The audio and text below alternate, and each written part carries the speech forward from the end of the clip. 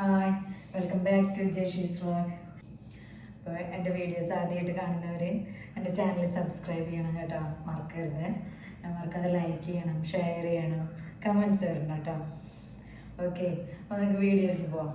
ഇന്ന് പുതിയൊരു വീഡിയോ ആണ്. ഇത് ആലു പറാത്ത എല്ലാവർക്കും ഇഷ്ടമല്ലേ? അപ്പോൾ ആലു പറാത്ത എങ്ങനെ ഉണ്ടാക്കാൻ നോക്കാം. പെട്ടെന്ന് ഉണ്ടാക്കിയെടുക്കാം, സിമ്പിളാണ്. ഒരു 3 എണ്ണമാണ് ഞാനിപ്പോൾ ഉണ്ടാക്കുന്നത്. അപ്പോൾ ഒരു 1/4 കപ്പ് മാവ് ഉപയോഗിച്ചിട്ട് ഒരു 3 എണ്ണം ഉണ്ടാക്കിയെടുക്കാണ് കേട്ടോ. ഇന്ന് ആലു പൊറോട്ട ഉണ്ടാക്കാമെന്ന് പറഞ്ഞില്ലേ, അപ്പോൾ അതിനായിട്ട് ഞാൻ ഒരു 1/4 കപ്പ് ഗോതമ്പ് പൊടി എടുത്തിട്ടുണ്ട് കേട്ടോ. ഇതാണ് എടുത്തിരിക്കുന്നത്. അപ്പോൾ ഇതിലേക്ക് ആവശ്യത്തിന് ഉപ്പും കുറച്ച് വെള്ളം ഒഴിച്ചിട്ട് നമുക്ക് കുഴച്ചെടുക്കാം. ഉപ്പിട്ടിട്ടുണ്ട്. ഇനി കുറച്ച് ഓയിൽ ഏതെങ്കിലും, ഞാനിപ്പോൾ വെളിച്ചെണ്ണയാണ് ഒഴിക്കുന്നത്. കുറച്ച് വെളിച്ചെണ്ണ ഒഴിച്ചിട്ട് നമുക്ക് നന്നായി കുഴച്ചെടുക്കാം. വെള്ളവും ചേർത്ത് കുഴച്ചെടുക്കുക കേട്ടോ. കുറേശ്ശെ വെള്ളം ഒഴിച്ച് കുഴച്ചാൽ മതി. അപ്പോൾ അത് കുഴച്ചിട്ടുണ്ട്. കുറച്ച് എണ്ണ തടവിയതിന് ശേഷം അതൊന്ന് ഇങ്ങനെ എണ്ണ ഇതിൽ എല്ലാം ആക്കി വയ്ക്കും. പിന്നെ നമ്മൾ എപ്പോഴും വല്ലാതെ കുഴച്ച് ഒരുപാട് നേരം നിന്ന് കുഴച്ച് ഇതാക്കാനായിട്ട് നല്ലത് ഒന്നിങ്ങനെ ഇതുപോലെ ഒരു വിധം ഒന്ന് മിക്സ് ചെയ്തെടുത്തതിന് ശേഷം കുറച്ച് എണ്ണ പുരട്ടി അവിടെ വെക്കുക. ഒരു 10 മിനിറ്റ് കഴിഞ്ഞിട്ട് വന്നിട്ട് ഒന്നും കൂടി കുഴച്ചിട്ടുണ്ടെങ്കിൽ പെട്ടെന്ന് നമുക്ക് ഇത് മാവ് സെറ്റായി കിട്ടും. ആദ്യം തന്നെ നമ്മൾ ഇതിനെ കുഴച്ച് നമ്മുടെ കയ്യിൻ്റെ പണിയൊക്കെ തീരും. അത് അങ്ങനെ ആവാതെ കുറച്ചൊന്ന് കുഴയ്ക്കുക. ഇതുപോലെ കുറച്ചൊന്ന് കുഴയ്ക്കുക. ഇത് ഇനിയൊന്ന് കുഴക്കാണ്ട്, അപ്പോൾ പെട്ടെന്ന് സെറ്റായി കിട്ടും.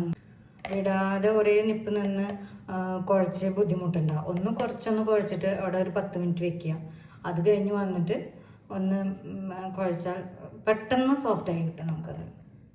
പിന്നെ നമ്മൾ എടുത്തേക്കണ ഒരു ഉരുളക്കിഴങ്ങ്, പിന്നെ 2 പച്ചമുളക്, ഇത് ചെറുതാണ് ചീനമുളക്, പിന്നെ സവോളയുടെ ഒരു ഇത്ര പോകുന്ന കഷ്ണം, പിന്നെ മല്ലിയില, പുതിനയില ഒരു ചെറിയ പീസ് എടുത്തിട്ടുള്ളൂ കേട്ടോ. മല്ലിയില ഇതൊക്കെ നമ്മുടെ ടേസ്റ്റിനനുസരിച്ച് ഇടാം. അപ്പോൾ ആദ്യം ഉരുളക്കിഴങ്ങ് പുഴുങ്ങിയെടുക്കാം. മാവ് ഇവിടെ ഒന്ന് കുറച്ച് നേരം റെസ്റ്റ് ചെയ്യട്ടെ, അപ്പോഴേക്കും നമുക്ക് ഇത് പുഴുങ്ങിയെടുക്കാം. ഉരുളക്കിഴങ്ങ് വേവിച്ചെടുത്തിട്ടുണ്ട്.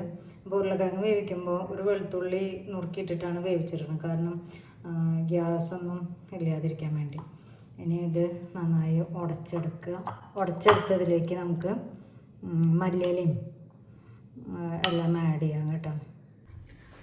ചെറുതായി അരിഞ്ഞ സവാള നമുക്കൊന്ന് കുറച്ച് ഓയിൽ, ഞാൻ ഇതിൽ സൺഫ്ലവർ ഓയിലാണ് ഒഴിച്ചിട്ട് ഒന്ന് ചെറുതായി വഴറ്റിയെടുക്കുക കേട്ടോ. ഇതിലേക്ക് ഒരു നുള്ള് പെരിഞ്ചീരകം ഇട്ട് കൊടുക്കുക കേട്ടോ. ഇതൊന്ന് ചെറുതായി ചൂടാക്കി എടുത്താൽ മതി. ചെറുതായി ഒന്ന് ഉള്ളി ഒന്ന് ഒതുങ്ങുന്ന ആ വിധത്തിൽ ഉള്ളി ഒന്ന് ചെറുതായി വാടി വന്നാൽ മതി കേട്ടോ. സവാള അങ്ങനെ ഡയറക്റ്റ് ചപ്പാത്തി മാവിലേക്ക് ഇടുമ്പോൾ ഒരു ടേസ്റ്റ് ഉണ്ടാവില്ല, കാരണം അത് വേവുന്നില്ലല്ലോ. ജസ്റ്റ് ചുട്ടെടുക്കല്ലേ നമ്മൾ ചെയ്യുന്നത്. അപ്പോൾ സവാളയ്ക്ക് വേവ് കിട്ടില്ല, അപ്പോൾ അതിനൊരു ടേസ്റ്റ് ഉണ്ടാവില്ല. അതുകൊണ്ടാണ് ആദ്യം ഒന്ന് ചെറുതായി വഴറ്റിയെടുക്കുന്നത്.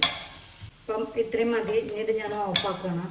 ഇനി ഈ സമയത്ത് വേണമെങ്കിൽ കുറച്ച് മുളക് പൊടിയോ മഞ്ഞൾപ്പൊടിയോ ഒക്കെ ഇട്ട് കൊടുക്കാം. അത് ഞാനിപ്പോൾ അതൊന്നും ഇടുന്നില്ല.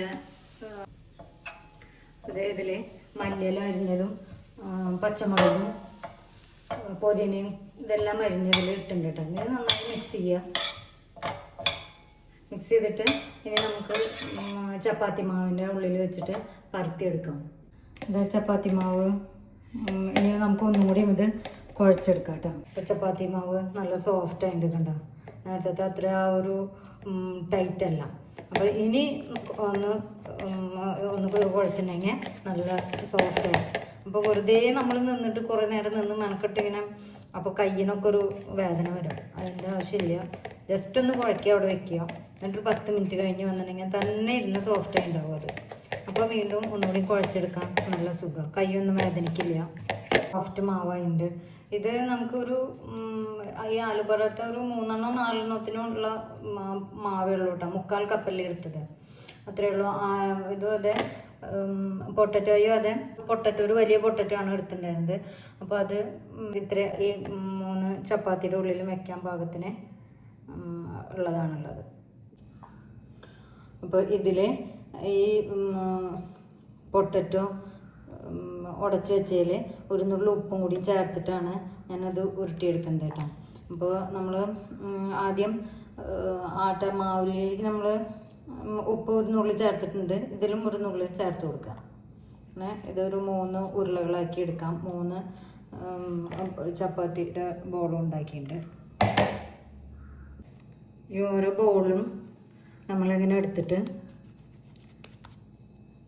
ഇതൊന്ന് ചെറുതായി ഇങ്ങനെ ഒന്ന് പരത്തി കൊടുക്കുക.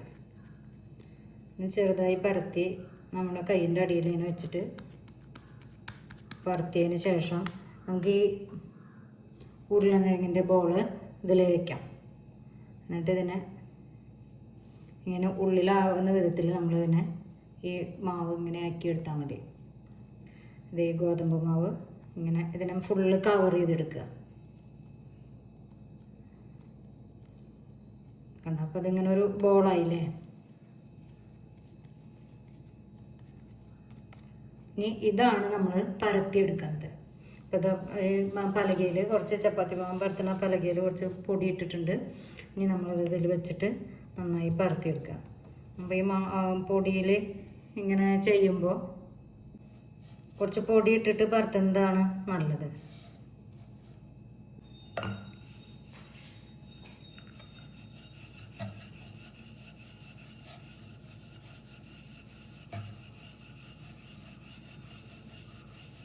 ഇതിങ്ങനെ പരത്തിയെടുക്കുക.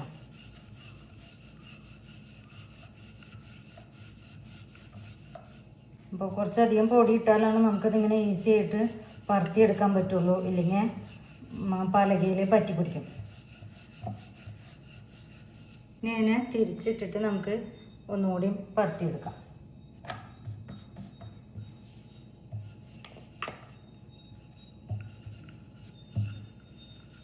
അത് അത്യാവശ്യം വലിയൊരു പറാത്തയായിട്ട് കിട്ടിയിട്ടുണ്ട്. ഇനി ഇതിനെ നമുക്ക് ചുട്ടെടുക്കാം. ഇനി ഇതിൽ വേണമെങ്കിൽ ക്യാരറ്റും ഒക്കെ ചേർക്കാം കേട്ടോ. അതൊക്കെ ഓരോരുത്തരുടെ ഇഷ്ടം. ഇപ്പോൾ ഇത് ആലു പറാത്ത കാരണം ആലു മാത്രം ആണ് ഇട്ടിട്ടുള്ളൂ. ഒരു കുഞ്ഞ് പീസ് ക്യാരറ്റും കൂടിയും ഇട്ടാലും ടേസ്റ്റ് തന്നെയാണ്. ഇത് പൊടി കുറച്ച് കൂടുതലിട്ടിട്ട് പരത്താണ് നല്ലത്. അപ്പോൾ നമുക്ക് പെട്ടെന്ന് തന്നെ അത് പരത്തിയെടുക്കാൻ സാധിക്കും.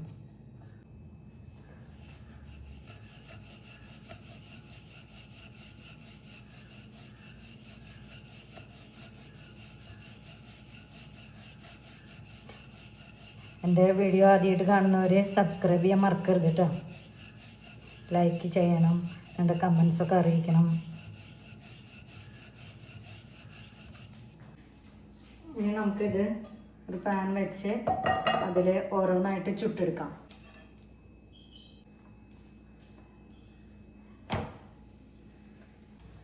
അതിൽ നെയ്യ് തടവി കൊടുക്കുന്നുണ്ട് കേട്ടോ. നെയ്യ് തടവി കൊടുത്താൽ നല്ല ടേസ്റ്റാണ്.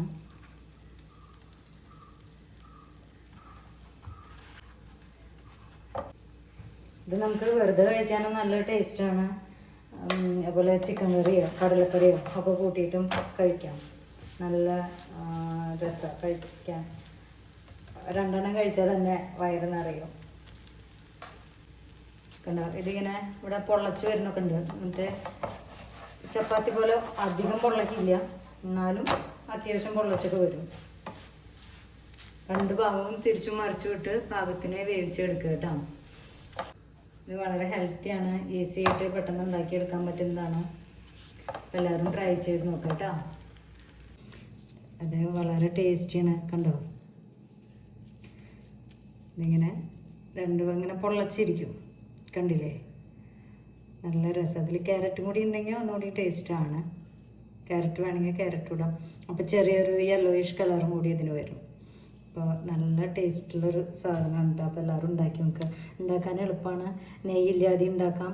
നെയ്യൊക്കെ ഇതിൻ്റെ ടേസ്റ്റ് ഒന്നുകൂടി കൂടുതലാകും, കുറച്ചുകൂടി റിച്ച് ആവും ആണ്. അതിൻ്റെ കൂടെ കടലക്കറിയും ഒക്കെ കൂട്ടി കഴിക്കാം. കണ്ടില്ലേ? നല്ല രസമാണ്. പെട്ടെന്ന് ഉണ്ടാക്കിയെടുക്കാൻ പറ്റും. നമുക്കിതിലേക്ക് വേറെ കറിയുടെ ഒന്നും ആവശ്യമില്ല. അതിങ്ങനെ തന്നെ കഴിക്കാം. നല്ല സോഫ്റ്റാണ്. അതിങ്ങനെ പൊള്ളച്ച് വരും. അപ്പം കടലക്കറി ചിക്കൻ കറിയുടെ ഇത് സൂപ്പറാണ്. കഴിക്കാം.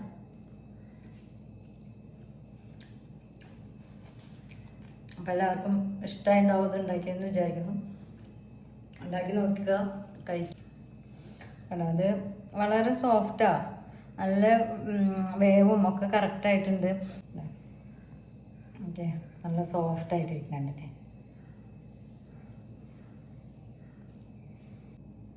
ഇതിൽ മല്ലിയിലയും പുതിനയിലയുടെയും പിന്നെ പെരുംജീരകം ഇടുന്നുള്ളിട്ടുണ്ടല്ലോ.